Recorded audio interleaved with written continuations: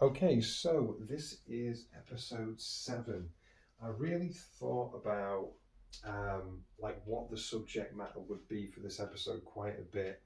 And I jumped around on different subjects. Like one time I thought, should I do spirituality? And then I thought, well, should I do the second part of the childhood episode? And I was like, oh, I don't know, I don't know. And it's funny because so I was watching this video. I was sort of just laying there, and I was like, "What do I do next?" I was thinking in my head, like, "What do I do next? What's the next thing to do?" Like, I've sort of done everything that I need to do. Like, I've done a good walk today. I've eaten healthy food. I've made my own dinner. I've had a shower. I've meditated. I've done my journal. I've done some other stuff. And I thought, what do I do next? I feel like I've done everything. I did the hour of play with the Oculus with the VR. I was like, okay, I had a dance as well. Throw that in there. Did a bit of a dance, and I was like, what do I do next? I was like, there's nothing to do. And then I asked myself the question of, what do you want to do? And I was like, well, um, maybe I've not looked at comedy in a while, and maybe I'll watch something, comedic. And I went onto YouTube, and what I do sometimes, I just have a browse, at the suggestions. And my old friend popped up again, Eckhart Tolle. And, I have a bit of a toxic relationship with Eckhart Tolle because, like, I try to sort of listen to him, and I tried to read The Power of Now as well, and I just couldn't get through it. And it's not, the thing is, I've realized this today after watching his video. It's not that our views are not aligned, because our views are aligned. We're just saying it in a different way. And I really struggled to digest his way of describing it. So he talks about like sort of getting rid of time. Like you realize that time doesn't matter, and then I'm thinking, yeah, but like, what if like you're cooking dinner and you have to time it for like 20 minutes? Like surely time does matter. But he's not talking about it in terms like you said. Look, time is useful that way because on the YouTube video, he's in a room full of people, and he said, "Look, if we didn't all meet at 7 o'clock, we'd never get in the same room together." And I've spoke about in this before about it's kind of like coordinates, isn't it? It's like if we want to meet each other at a certain time and a certain, like we need the coordinates to meet each other, otherwise we can never find each other. So it is useful, but at the same time, you're still when you sit down and you meet each other, you're in the moment. So the time that he's speaking about is the past and the future, is going into the past and going to the future and worrying, which I've spoken about before. And I realized that, well, I don't actually do that often, so I'm already kind of doing what he's instructing me to do. um, and he speaks about meditation. And it's funny because, like, one of the things I would say about Eckhart Tolle is he's really good at like not potentially disparaging people. Like he talks about guided meditation. He says, "No, it's good. It's good." But the thing about guided meditation is, and he sort of went through this. He went into this little character, and he said, "Oh yeah, 30 minutes meditation. Okay, 30 minutes." And then like he's doing the meditation, he looks at his watch and he's like, "Right, okay, I'm done for today." And it's funny because he has like such a subtle way of almost ridiculing why that isn't like the end goal, because he says even if you're doing a meditation, you're still doing it. Like the goal is to just be. If you're doing it, you're not just being. And I was trying to like wrap my head around this concept. I was like, what the fuck is he talking about? Like, because I've been doing guided meditations now for about 16 months. So like, yeah, but they do have a positive effect on me. Like I feel better after them. And it was a comment that was left just underneath the video, and someone broke it down really well. And they said, look, he said the guided meditation or the walkthrough meditations or whatever you want to call them, like they are useful, but for something different from what he's trying to achieve. They're useful for nervous system regulation, and I think that's what I'm primarily using them for, is the nervous system regulate. It basically relaxes you and calms you down.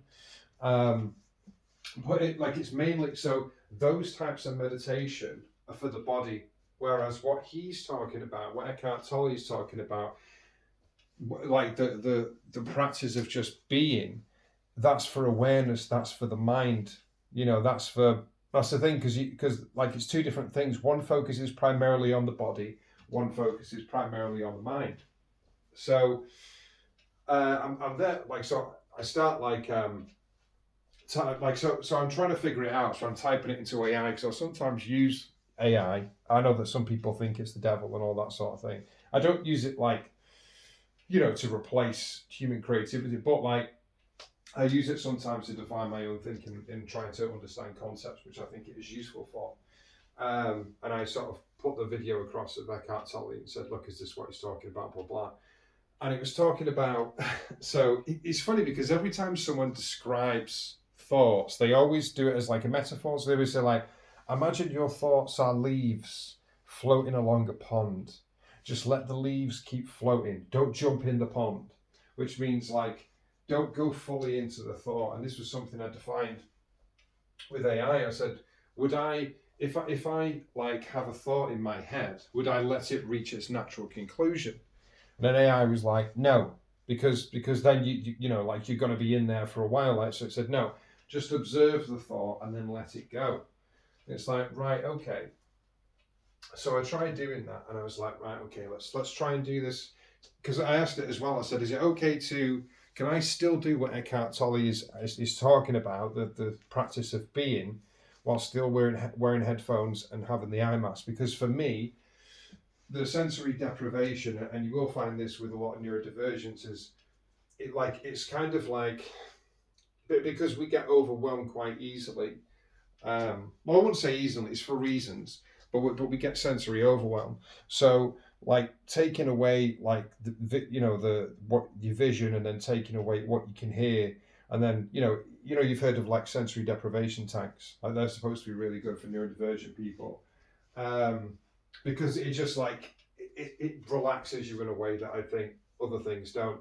And AI was like, yeah, of course you can do that, and it says to sit in a comfortable position, but for me, I don't find sitting down cross-legged to be a comfortable position. Like every time that I meditate, I lie down onto my back, because for me, that's the most comfortable position. I said, oh, is it okay if I just lie on my back? And then AI was like, yeah, of course you can lie down on your back if that's the most comfortable position. It said, in fact, if it's uncomfortable for you to sit down, your body is going to interrupt the meditation, because it's going to say, I'm in pain, I'm in pain, I'm in pain. So it'd be very difficult to let go, more so difficult to let go of thought when I'm sitting down, and is like if I'm lying down. So I went in there. I was like, right, okay, let's practice what Eckhart Tolle is talking about. Let's see if I can just be without thoughts, And this is it's funny because there's so much material on this, like being able to let go of your thoughts and being able to clear your mind. And everyone would tell you all these different ways to do it and blah, blah, blah. And everyone thinks they're right. And it kind of like, it's funny because I think in order to understand what's actually going on, like we have to understand it like in our own language. And I think in a way, every person, every individual has their own language. Like even amongst neurodivergence, I think like we can kind of, maybe we speak the same language, but we have different dialects, you know what I mean? So we still have to go back and forth. Like, because we use different words for things, don't we? And we have different definitions for different words and things like that. So that's why we have to ask questions about, oh, what do you mean by this word? What does this mean to you? Or what does, and then once we start defining the language that we're using, then we can start to understand people better. So we all speak, I think, our own different dialect in a way, and not like, or actually, it's not like I'm talking about accents, but I'm talking about in your head, the way you interpret things, the way you register certain words, etc. We all interpret it slightly different, which is why it becomes very difficult. Like if everyone just tried to follow Eckhart Tolle, I think a lot of people would struggle, and I think a lot of people do struggle. But then there's other people who, like I think watching his video tonight, I understood the video. It took me 2 or 3 times of actually watching it and going back and forth with AI to figure out what he was actually talking about. And then I'm like, right, okay, I understand now what he's trying to say. I understand. And it's funny because I did it, and like I thought, right, let go of time. And I think I did it for about 40 minutes, but I wasn't, like I said, I wasn't keeping track of time when I did it. I just said, oh, it's about 20 to 10. Let's just go on a deep dive. Let's put the headphones on. Let's put the eye mask on. Let's just get rid of all the sensory input, and then let's just concentrate. Let's just do the breathing technique, and let's just see if I can let go of my thoughts. And inevitably thoughts did come into my head, and not just thoughts, but images and pictures as well. Because that's the thing, is the way my brain works is some people's brain, they have like a movie in their heads that just plays, like they can just watch. That's how their imagination works, but that's not how my imagination works. So most of the time in my head, it's just blank, it's just black. There's nothing there. Occasionally I'll get flashing images. So if I'm using my imagination, it pops up like a flashing image. But a lot of the time, I can only imagine things that I've already seen. So, by saying that, I mean, so I know what a sofa looks like. So if you say, imagine a sofa that's yellow with pink swirls. Now, I've never technically seen a sofa that's yellow with pink swirls, but I could imagine it because I've seen the colour yellow, I've seen swirls, and I've seen pink. So I could put those things together, if you see what I mean. But I couldn't imagine something completely alien that I've never seen, but I can put parts together. That's how my brain works. And like I said, it's flashing images. I don't have a continuous movie playing in my head. But saying that, and I don't, this is why I don't know if it's like a block or something, because there are times when I do see a mini rolling movie and it's like 3 seconds and then it's gone. So it's like really quick. And this is one of those things, I think, is it related to like nervous system? Is it, because I think it might be like relaxation related, or maybe it's because what was happening was when I did the practice of being, and I was letting go of my thoughts, it was throwing everything at me. It was almost like it was trying to dissuade me from going down this route. And I was like, huh? Because, with distractions, basically. So it was like, oh, here's a really interesting thought. Here's a really interesting thought. Here's some images that you might like. Here's a little mini movie that you might think is amazing. It was trying to drag me into, when you talk about the river with the lily pads, it was trying to drag me into the river. But almost in desperation, like, come on, go to the river. And I'm like, listen, right, I'm trying to practice right now. Stop fucking trying to, stop trying to distract me, And it just kept distracting me. And I was like, because that's the thing. It did say about, try not to fall asleep and that sort of thing. And like for me, because I've already done guided meditations, I already know how to not fall asleep. So I know the difference between being tired and falling asleep during a meditation and actually doing it where you're sort of conscious and you remain conscious. So I've already done that before in my practices. So there's no chance of me falling asleep. Part of it does so one of the things that I did to make sure was I put some pillows underneath where my knees are to sort of elevate my legs slightly, because there's no way I'm going to sleep in that position. And what you can also do is you can turn your hands around, but again, I feel like it draws attention to your arms and to your hands. So you can't completely forget about the body when you do that, but it does keep you awake. Every time that I had a thought, I was like, oh yeah, that's really good. Oh wait, I'm not supposed to be thinking, pull myself back. Let that go. Then something else would come up, be like, no, let that go. Someone else would come up, no, and it's funny because it was a constant, and the thing is there were spaces in between, but what I noticed was in the spaces in between, I tended to go back to the breathing, where I just focus on the breathing. And I noticed that if I'm focusing on the breathing or focusing on my body. So another thing that I did as well is I started to do micro movements. So I just maybe shift my hips a little bit, you know what I mean? And if I was even just shifting my hips just a little bit, just side to side, my full concentration was on my hips. I wasn't thinking anything. It was fully on the body. And I asked AI about this, and it said, that's something that people do as well. Because what you're doing is with the breathing, for example, you're using it as an anchor to keep you in the present moment. That's what the breathing is. And apparently Eckhart Tolle, he calls it the bridge to awareness.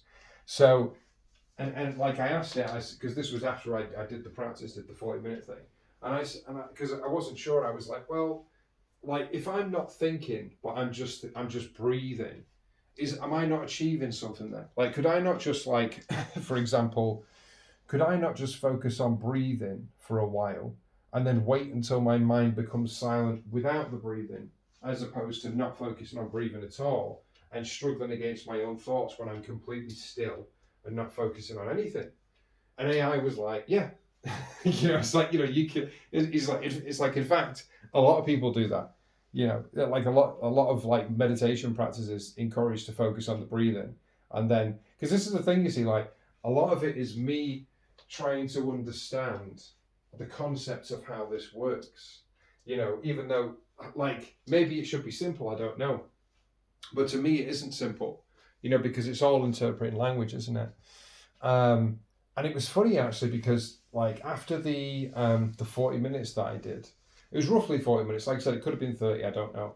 And I came out of it and I just like, it was weird, like the way I felt, it was like, it was just silence, but I was fully focused on what was in front of me, and like, I don't know, like I had just a different level of focus. So what I was doing must have been working. And then I said to it, I'm going to try it again, but using breathing as the anchor, and then going back to, and then trying to go into silence without the anchor, where I'm just still, and then if a thought pops in again, then going back to the breathing.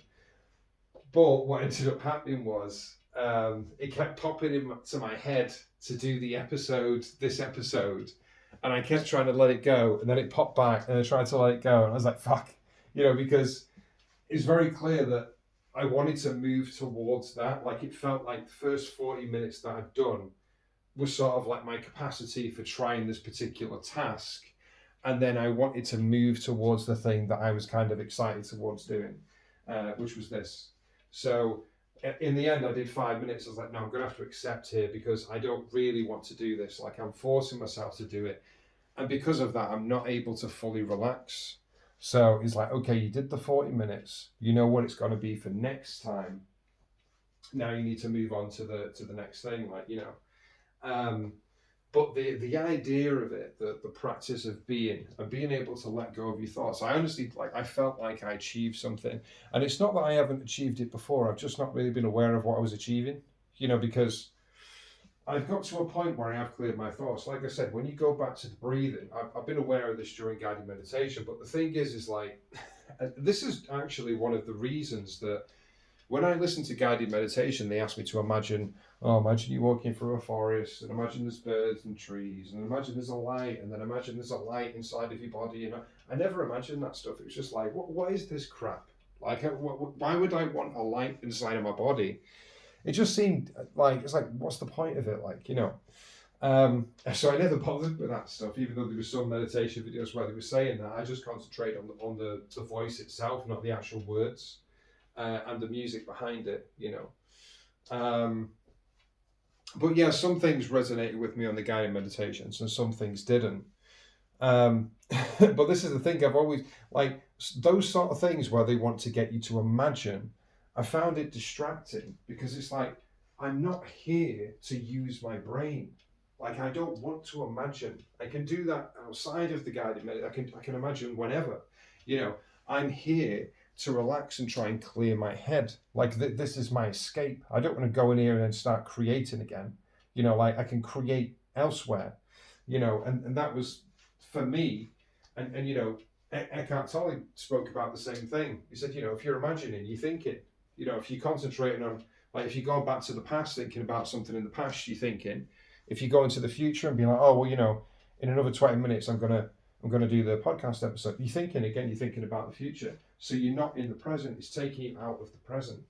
And that's the difficult thing. But like I said, in the past, I've been pretty good at not going too much into the past and too much into the future. And the way of doing that is just to be conscious of it and be like, when you do start thinking about the past, something triggers and says, I'm thinking about the past right now. Or if you go into the future and, you're like, oh, I'm thinking about the future right now. And the more that you do that and the more that you practice it, the more that you catch it, So it's just repetition, repetition, repetition.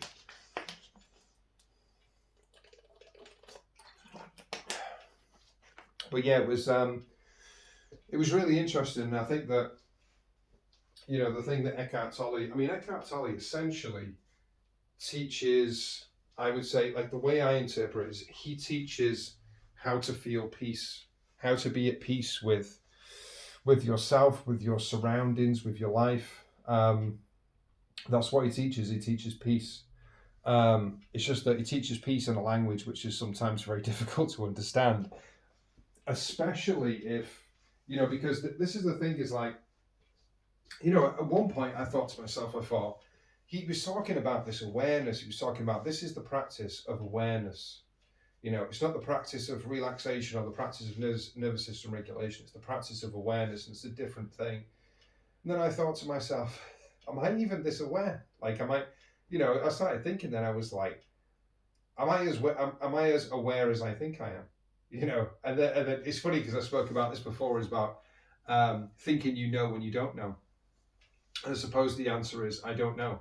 I don't know how aware I am. You know, and then it's being curious about that, and then going down that path and being like, well, let's, you know, because you can't even know anyway, can you? Because that's the thing. When you're living in the present moment, you're just enjoying the experience, aren't you? You're just living in the moment. I don't think it really matters, like, or is there even a gauge of how aware is this?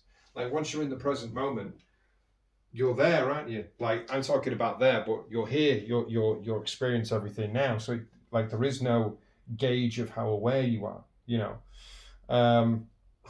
you know, that's why it makes me laugh when people talk about, you know, I'm awakened. It's like, the fuck are you talking about? Like, what is that? Like, you know, quantify it to me. What is awakened? Like, are you living in the moment? Because, you know, the way that, as a thing, the way that a lot of people to speak about the future a lot and speak about the past a lot, and it's like, well, if you're doing that, then you're not living in the moment, are you? So you're not awakened currently. If that's what you like, because awaken to me kind of seems like it coincides with awareness. You know, like a lot, those two words tend to like overlap for me, but maybe they're completely different things. I don't know. It's just my interpretation of it. And then maybe I think like intelligence is another one that seems to overlap with awakened. Which again, like I've said before, is like I'm not a big fan of the word intelligence. Because that's the thing. I think every one of us, every single one of us, can get into the present moment. We can be present. You know, we can let go of the past, let go of the future, and just experience things in the moment. You know, it's just, and that's the thing. That's something that applies to everyone.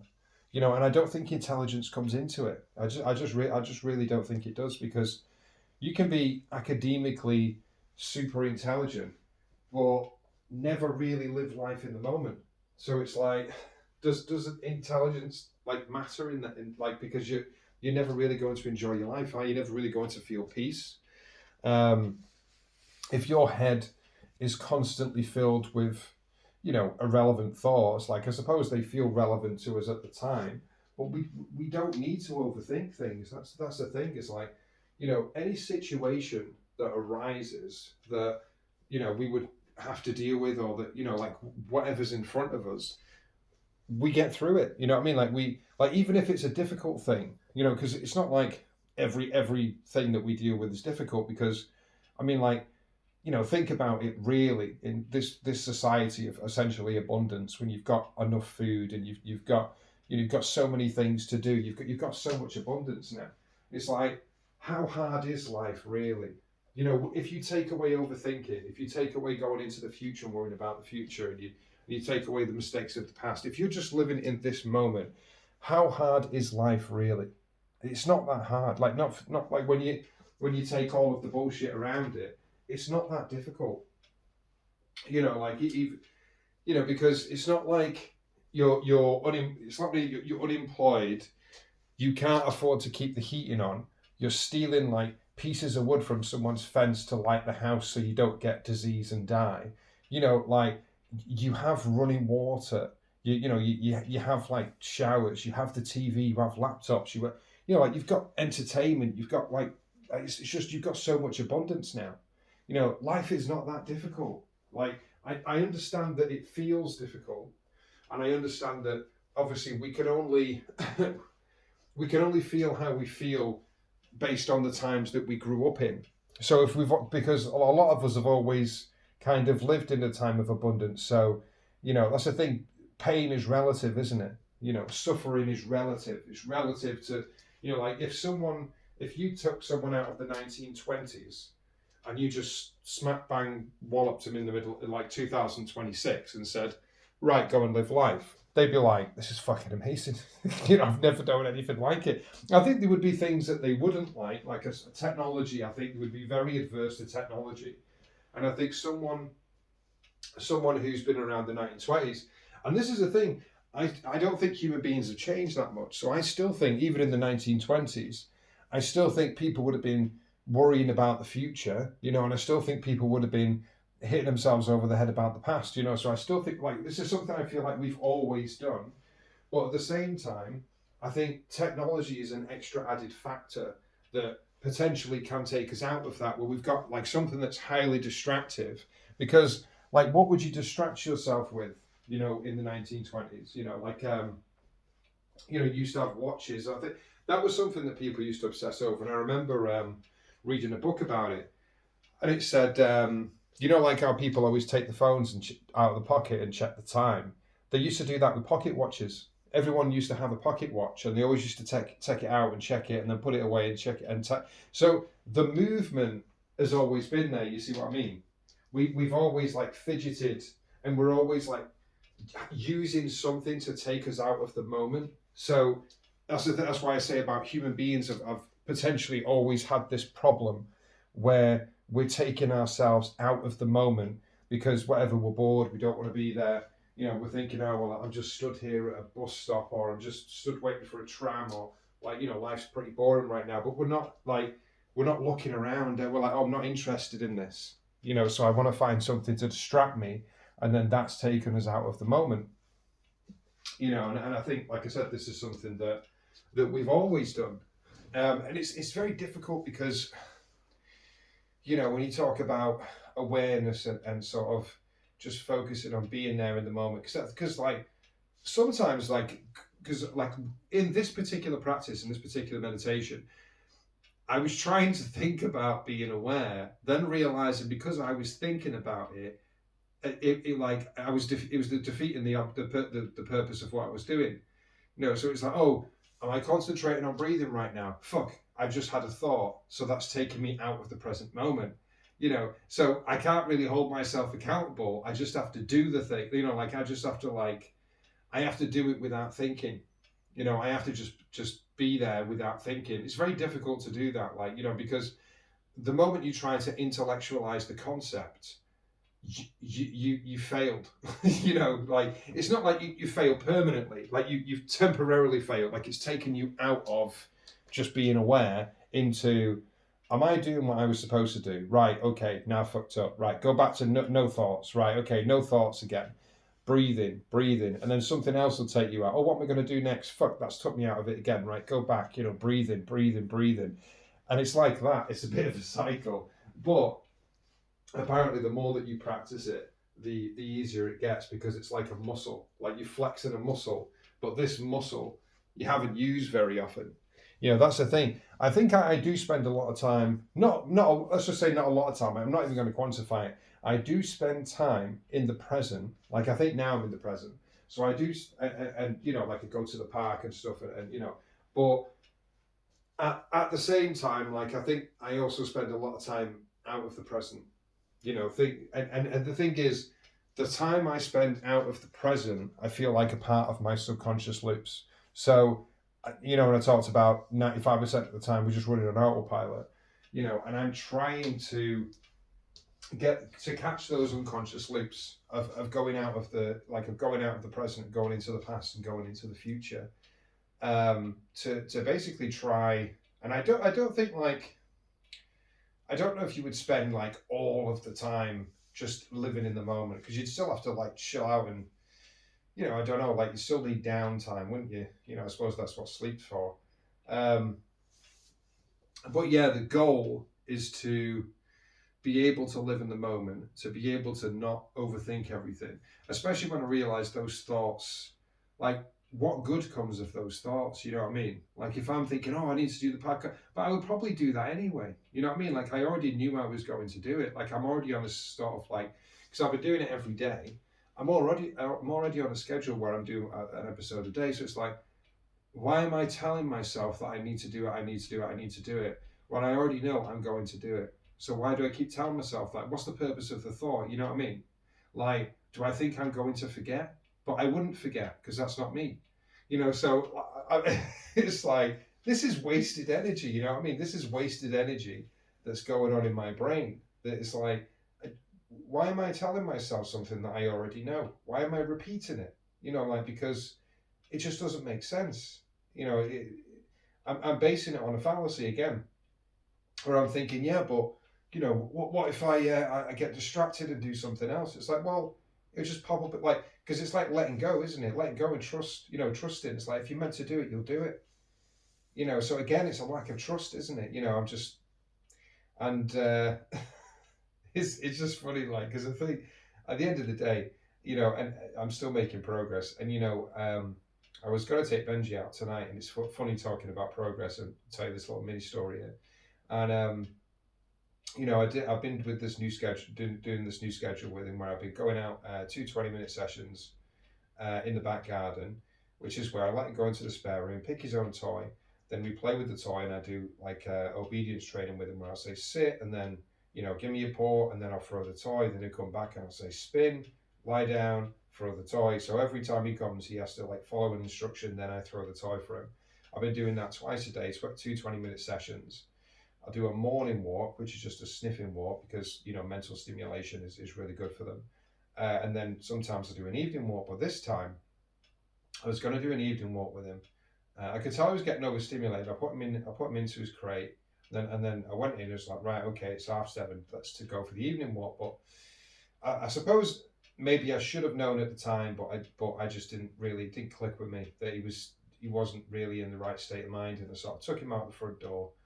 And he was okay leading up to the gate, and then I crossed the road, and he was dark. He was moving around, and I thought, "Fuck, is he going to start barking?" I thought, "Well, maybe I've got a chance. Maybe I can sort of stop it." No, as soon as he sees someone, starts barking. So I turn him around the other way, go walking the other way. As soon as he sees someone else, he starts growling, then he starts barking. I'm like, right, okay. I try to tell him no, doesn't work.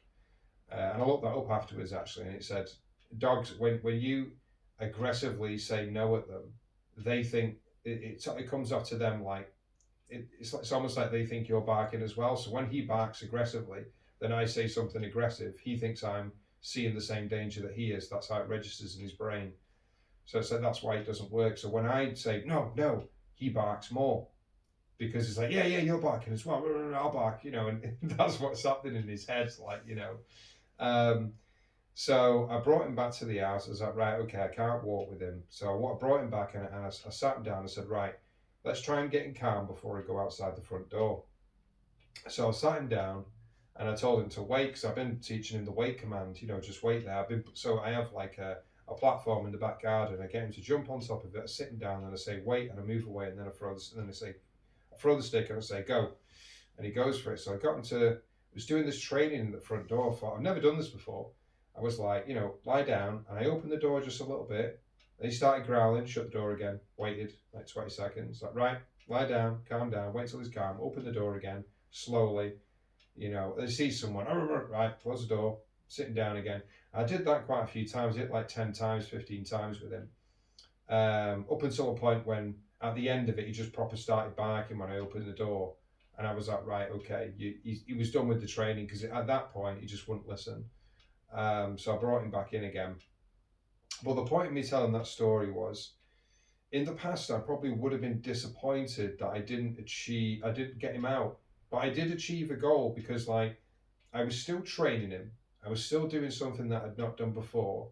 I knew he understood what I was trying to get him to do, because I could see him thinking. But at the same time, he was quite stressed out. Now, even though he couldn't fully follow the instruction that I was asking him to do, I still think he absorbed the lesson. But like, when he goes into a relaxed state, he'll remember what I taught him the night before at the door. So it's not like I've not wasted that time with him. So even though because it is frustrated and it like when you got a dog barking, it's like we're sensitive to sounds anyway, so it can trigger your nervous system a bit. But even after it, I still felt more relaxed. I knew I felt more relaxed than what I would have done in the past because I was like, I still feel like we achieved something. Because this time I didn't try and force him to go to the part where I was barking and get massively frustrated with him. I took him back to the house, so I picked up on it a lot earlier than what I did in the past. So I'm more aware. I'm like more in tune with him now. Like, okay, right, you're not in. You're overstimulated, and I'm working through the problem a lot quicker. So for me, that is not wasted energy. Like I still, even though I didn't get him out of that, I only got him out of the house for like 2 minutes, and it's brought him back on it, and then eventually I took off his harness and just took him up to bed, and it's like, okay, you might see that as failure, but it's like I personally consider that success because I think it's better doing what I did tonight than what it was like last week where I was forcing him to go out and shouting at him. It's like I don't really want to do that. I don't want to do that at all, really. So I want to try and get to a point where I understand him, he understands me. If he is overstimulated, I'm not forcing him to go into an environment that he's scared to be in, or he feels vulnerable and then starts barking, has to protect. So it's like I do feel like I do feel like I'm making progress on that. So I am understanding him better, and I'm being able to see the signs better. And that's the ultimate goal of it. You know what I mean? Even though you've got these minimum sort of right, let's try and do this and let's try and do this on a small scale. But the ultimate goal is for me to understand him more and what he needs. Does he need food? Does he want to play? Does he want to, and I do believe that I'm making massive progress with that day to day. And he is, like I said, he's learned a new command, wait. And he's doing things that he's never done before. And like his brain is a lot quicker. His brain was probably always quick, but I think a lot of it reflects back to the owner because it's like, we give them the challenges. So if we don't give them the challenges, then they start getting bored, don't they? And they start sort of, slacking off and getting aggressive sometimes, or misbehaving or not listening. And it's because they need something to do. So, I've had him, I didn't take him to the dog sitters this week, so I've had him the entire week. I've had him for the full week this week, and it's no coincidence. So what it is I don't think I ever mentioned this before, but what it is, I have a calendar, and I write in the calendar like positive things that I do. So if I do a journal, or I do meditation, or I take vitamins, or like a shower's even one of them. Do weights, go to the gym, dancing, singing, etc. If I do anything that I feel is good for me, I put it onto my calendar and I mark it as 1 star. Socializing is another one. I put that on there. Compliments is another one. Excuse me. So I mark it as 1 star. Now, when I first started doing the calendar, I was getting like 5 or 6 stars a day. And that was 3 years ago that I started doing the calendar, funnily enough. And I've kept it up every single day since. And now, I remember I broke my record actually for most stars in a day just recently. I think it was a few weeks ago. And I got 256 stars in a day. That's a lot of stars, isn't it? And I never would have thought that was possible 3 years ago when I started. But as with anything, practice, I get better at it. It's autopilot. Going into autopilot and just, you improve, don't you? Because once it goes into autopilot, you add on top. Consciously, right, let's do this, let's do that. Now the whiteboard, I have a whiteboard next to it. The whiteboard's not the same as the calendar. So with the whiteboard, it's new things. It's things that I slack off with. So say if I stop eating say if I stop eating vegetables and I'm slacking, I'll put that on the whiteboard to get me back on track with the vegetables. It's like I only ate vegetables today, and then I'll do it the second day and the third day and the fourth day. Then once it's a habit, I'll let it go because I'll just do it on autopilot. Anything new that I do, anything different, like when I went into the garden, did the obedience training with him, and let him choose his favourite toy, etc. I put that onto the whiteboard because that's new, that's different, that's a new direction I'm going in, which I haven't done before. So that's what the whiteboard is for. The whiteboard is doing new things. Like say if I go to a different park or a different place or somewhere like new, I'll put that on the whiteboard. Like I went here today and I'll write the place. So it's no coincidence that on this whiteboard that I'm using now, because it's a big whiteboard, I think it's about, I work in inches, about 30 inches. It's what, 60, 70, 100, no, it's about 90 centimeters length by about 45, 50 centimeters. No, actually, I think 60 centimeters, 90 by 60 centimeters it is. So it's a big whiteboard, and what I do is I write the day on it, one day, underline it, then put stuff in different colours of what I do. And usually, when I started doing this, I would say only last week I could do Monday to Sunday on the same whiteboard. Now, Monday to Wednesday is like chock full. Like I'm covering 2/3 of the whiteboard just with Monday to Wednesday of this week, and it's no coincidence that in that week or in this week that I've been going through, I've had Benji each day, and I've started a new routine with him, and that's the thing, because this is one of the great things about having a dog, or for me, why Border Collie is perfect, because it drives me to be better. Like, it drives me forward. It gets me up in the morning, and I can't just sleep through the day for 6 hours. I can't. I know there's people, like when I spoke to Anna, the ADHD girl, and she said, I feel really bad because I'm not taking my dog out and I'm sleeping in and all that, and I just can't do that. I just can't do it. Like, I understand what she's saying, and that depression's hit her and all that, and maybe at a past time that would have happened to me as well. But I cannot. My conscience will not allow me to just let him rot away and not do what's best for him. You know what I mean? Like, I will put what's best for him above my own comfort, above my own, depression or anxiety or whatever. Like, I can feel anxiety and not want to go out. Like today, I wasn't feeling like I wanted to go out. Probably should have listened to it, to be honest. Maybe that was intuition, But I still did it because I thought if it's the best for him, then I'll do it. I'll push through the anxiety. I don't care. As it turned out, I probably should have listened to it because maybe it was me, some sort of fucking sign or something, because he didn't want to go out himself. Or maybe it was my own anxiety that was encouraging.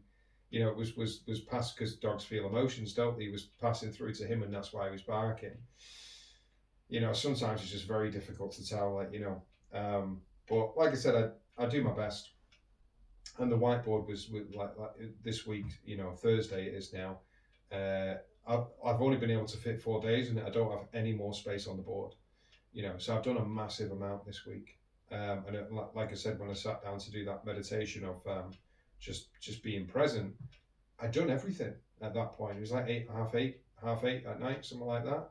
And Benji had just been put to bed like half an hour before, 20 minutes before. And I was like, I've fucking done everything, And it's rare for me, because usually I'd miss something out, because you don't always have the mental capacity to do everything. So you do meditation, you do journaling, you've got the protein shake, you've got the vegetable shake, you've got eating the spinach, you've got doing stretches, you've got the walk, you've got, your shower, you've got all these different things, right? And in the past, I'd sacrifice one or two things to keep doing the other things, you know what I mean? So like sometimes I'd let go of the vitamins. I'd not do them on a day. But on that day, I would have done the journaling, for example. I would have replaced one thing with another thing, because I didn't have the capacity to do all the things. But this week, I have. I've had the capacity to do them all. And it's not like I've suddenly changed. It's just, I don't know, like I'm making more effort for Benji, and as a result of that, I'm making more effort for me. And I think as well, because I think it's just more efficient. Like what I was doing with Benji before, I was going out with 3-4 hours in the park, sometimes 4.5 hours. I was doing a morning and evening session. We were out there for ages, but it wasn't efficient, and I was wearing him out. But like what I'm doing now is I'm doing an hour of walk in the morning, an hour in the evening, maybe. 20-minute play session, 20-minute play session. So the actual total time is 2 hours and 40 minutes. Whereas before it was 4.5 hours. So I've actually got more time to do what I want to do, which is just efficiency, basically. And because the thing is, because it's spaced out. So like when I first wake up, we go in the garden. That's the first thing that we do for 20 minutes. Then I leave it a bit. Then we go on the walk like an hour and a half, 2 hours later. Because I want to give him time to recover, So then I leave it a bit again, and then you're talking like 4 hours, 5 hours later, I do the second play. Then you leave it about 2 or 3 hours later, then you do the walk. So I'm always having to at intervals throughout the day. In the morning, I'm having to kickstart myself, get up, right, go in the back garden. It's not going in the park. The garden's easy because I can just go out in me jogging shorts and my trainers and that, and I don't need to do that much. I just brush my teeth, have a bit, wash my face, and I'm in the back garden. I don't need to like dress up for there's no one in the back garden looking at me, so it's a lot easier to do. But like because it's in intervals and it's like regular, you know, I'm sort of keeping myself at a kind of, I can't really just. And I think is even saying that I still had a period when Benji went to sleep. I think I slept for about 3 hours. It was like, I think it was like 10:30 till 11, 12, 1 till 1:30. It was just after we had the walk. So after we did the sniffing walk, the first one, and we went out for just over an hour, about hour 15, hour 20. Different walk that we'd only done it a few times by the river, I threw the stick for him and he run. It was the beach, little beach there that he runs up and down the hill, and I did loads of sniffing as well. And after he came back from that, because he was getting a bit barky at the end, and I realised then he was getting tired because up until that point he was all right. And then when we got back, he was knackered, so he went in the crate. And I was like, right, I thought about doing an episode actually because I did one early-ish yesterday. Then I thought, no, I feel a bit tired. So I did a meditation, did 40, 50 minutes, guided meditation, this one. And then I just fell asleep. So I was like, right, okay. Fell asleep for 3 hours. And I was like, yeah, that's all right for me, Got a bit of a nap in there. I mean, a bit of a nap. It's quite a decent nap, actually. Well, that's the thing. I still did all the stuff I needed to do. Got a 3 hour nap in there and I still managed to have a bit of gaming. Played Mortal Kombat on the Switch, and still did my Oculus for 35 minutes where, I had a good exercise on the Oculus, still did my, I did loads. Like, I can't quite comprehend how much I managed to fit in, despite, like, I managed to fit everything in the nap and everything, so, it's weird because, like, I think in the past I've just been more inefficient. It's not to say I didn't get a lot done because some people look at my life and think, fucking hell, you do a lot, don't you? But now I get more done. Because again, it's just efficiency. And now it's like, okay, let's move on to the next thing. Let's see about this. Let's see about this power now thing. And I don't think I'll read the book, even though I'm never going to say never, because maybe I will. Maybe I'll get on to this, like, this, because I'm doing the meditation different now. So I still think I'll do guided meditation because I enjoy that. But I think I'll do this as well. So I'll do like one half guided meditation, and then I'll switch to just being present. You know what I mean? Try and clear my head of thoughts, kind of thing.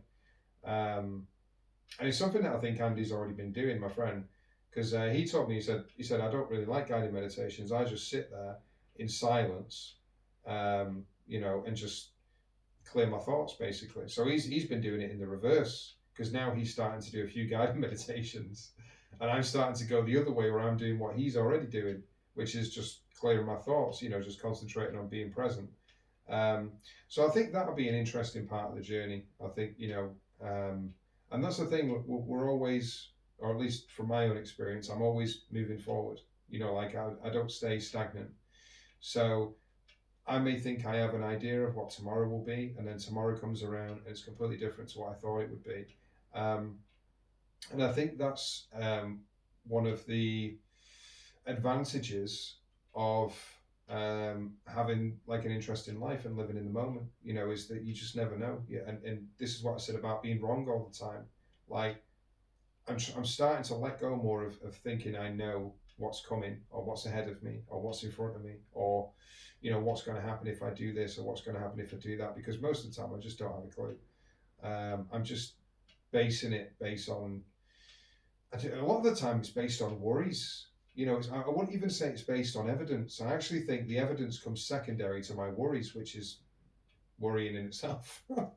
Because like when I see a person and I think, oh, they don't want to talk, but it's like, well, hold on, because like you say good morning to like 130 people in a day, and only one of those has ignored you. So what evidence are you basing it on that this person doesn't want to talk? Because the evidence would say that is extremely rare. It's less than 1%. It's like 0.8% or something. Like really, it's really low. So it's like, if I'm basing this on evidence, this is the thing, and this is why I said one of the previous episodes about brutal honesty, like radical honesty, and radical rationalization, because some of my thoughts are not based on facts. They're just based on my imagination of what I fear could happen. And it is imagination. And this is funny actually. I saw this discussion about oh, what if this is just the Matrix, and what if it's, well, actually you're just using your imagination. There's nothing wrong with that. And like, I'm not saying that's not what this is. I'm just saying, does it really matter? It's like religion, isn't it? It's like, okay, you're part of this religion, or what you believe in, your belief system. It's like, ultimately it doesn't matter, because like, you can believe whatever you want to believe, but at the end of the day, how you affect change is based on your actions.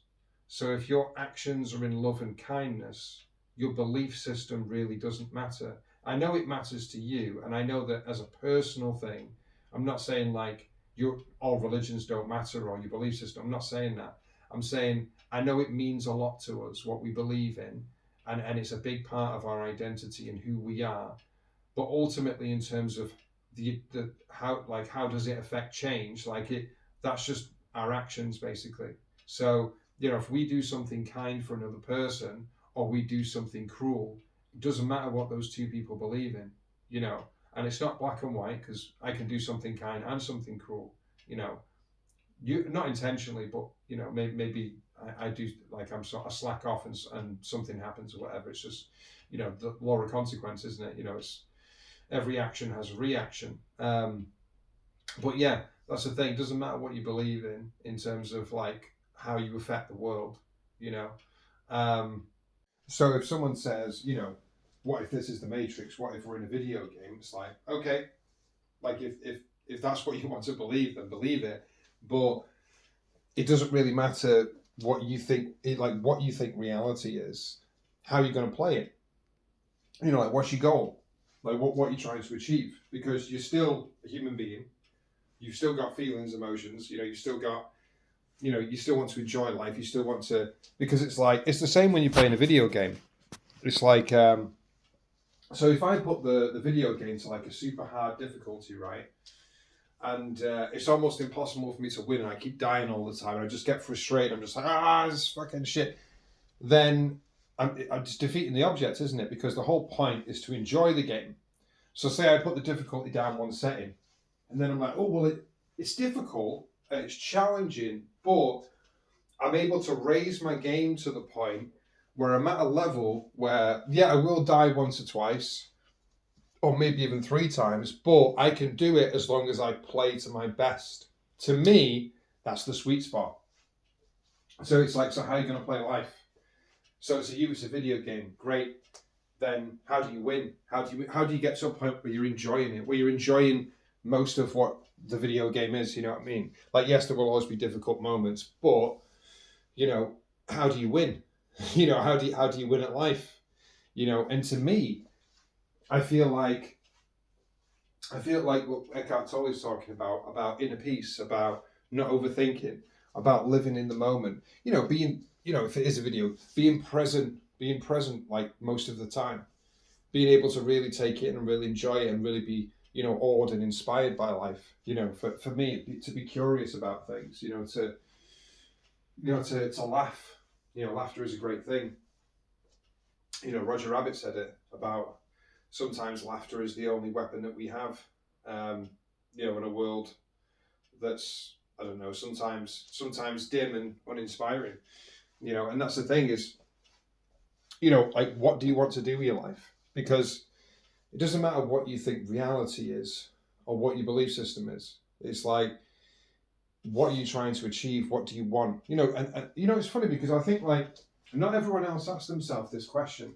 Like, when you say, like, what do you want out of life? And people just say to be happy. It's like, yeah, but what does that mean? Like, what's happiness to you? Because just saying to be happy, like, happy is a temporary emotion. What is happiness? Like, is someone going to say, well, happiness to me is a big house and a nice car and, family,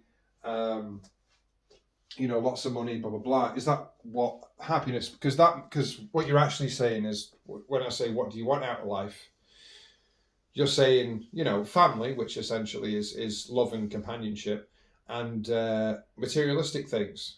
Like things that like flashy cars and a big house and all that sort of thing. Um, and then I could ask another person the same question, and they could say to be happy, and then I could say, well, what's happiness to you? And they could say, just having enough to survive, just having enough food to be able to feed myself and my family, and being able to have a roof over my head. Like, I don't care how big the house is as long as it's my place, and being able to go out every now and again when I want to. And they could be more minimalistic. Or can ask someone else and say, what's happiness to you, and they could just say peace of mind. It's so there's no materialistic things, or there's no people around you or anything. It's like, no, because and it's funny because peace of mind, I think, because I think it starts with us. I think, like, because if your mind is chaos and your life is a mess, the people around you are going to be similar, aren't they? Because if you don't have peace of mind, if you're not capable of forming healthy relationships, are you ever going to get that dream life anyway? Are you ever going to get that family that you imagined when you were a kid? Are you ever going to have that dream relationship, or is it just going to be arguments and throwing stuff at each other? Because that's the thing. Because if you're like, I do think it all starts with us. Like we need to resolve the inner conflicts first, to then be able to, and it's a process, obviously. So it's not like you have to be like, it's not like you just fixed one day and just go out into no, it's a process. And you meet people in the midst of that process who you grow with as well. So, excuse me, you could be, that's the thing, you're on the journey and you're dedicated towards growth, but you still have some toxic habits. Or maybe toxic's not the right word, unhealthy habits, let's say, because toxic's a bit of a loaded word. Let's just say, or you could even, instead of unhealthy, just say self-destructive. Things which harm you in the long term, yeah? And say they have some similar habits that harm them in the long term, but they're different from yours.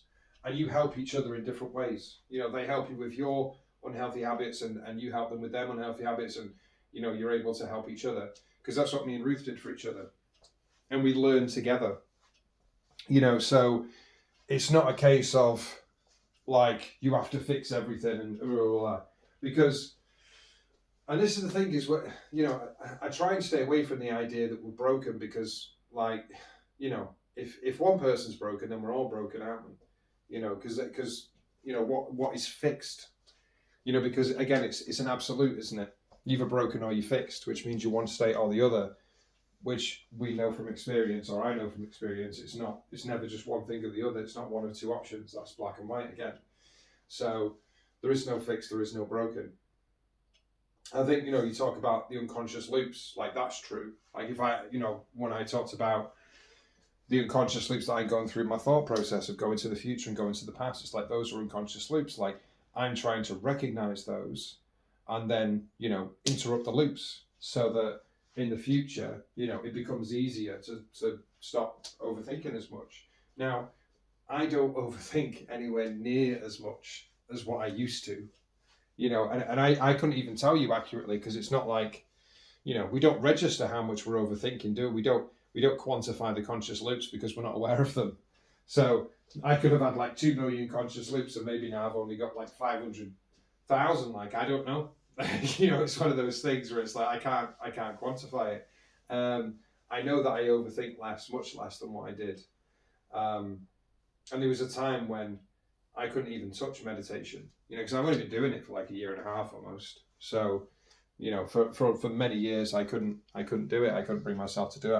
I couldn't just sit there and just listen to someone's voice and guided meditation. I just thought, this is a load of crap. Like I'm not interested. And maybe too much. I felt like I was in too much of a rush, especially when I was working and running my own business. It's like I don't have the time to sit here for half an hour and just do nothing and just listen to it. You know what I mean? Because everything to me was a rush. Everything. This is time that I could spend doing other things and getting shit done. And it's the exact opposite of what Eckhart Tolle was talking about. It's like, you don't want to be doing, like you don't like the goal is not to do, the goal is to be. And that's very difficult when your lifestyle is centered around, especially when you run your own business, getting things done. And even if you're not running your own business, it does, because that's what I was doing. But even if you're just working a lot and you have kids, you know what I mean? You've got to like get the food done, start cooking, do the cleaning up as you go and hoovering and fucking doing the dishes. So you're always doing stuff, you know what I mean? So it's constantly getting stuff done. Eckhart Tolle is like, yeah, we'll just be. And it's like, it's easier said than done. But, for me, it's the trying, isn't it? We're not always successful. Maybe we just, like he said, even if you achieve it, like if someone who's got a very busy life, even if they break that little, like continuous thought stream, even if they break it for a few seconds, it's still an achievement because it's something that you didn't do before now, and you become aware of it. You become aware of breaking the loop. That's even it because it's for the first time, isn't it? For the first time ever, I've had 3 seconds of uninterrupted silence, and if you can break it for 3 seconds, you can break it for 5 and then 10 and 30 seconds and a minute, 2 minutes and 5 minutes and 10 minutes, So it's achievable, isn't it? Like the more that you practice it, you can widen the gap, and then a lot of, I was going to say spiritual practitioners, but I don't know, just people that practice being present, talk about the silence in between the thoughts is where it's like sort of like where you really listen to your inner voice.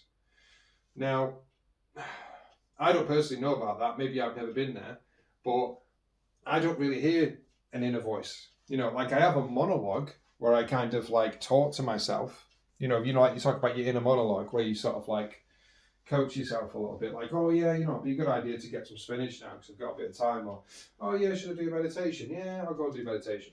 So I've got a voice like that, but if that's my inner voice, then okay, I've had it for a long time. But he's talking about, because the thing is, if you sat in silence and there's nothing, there is no voice, is there?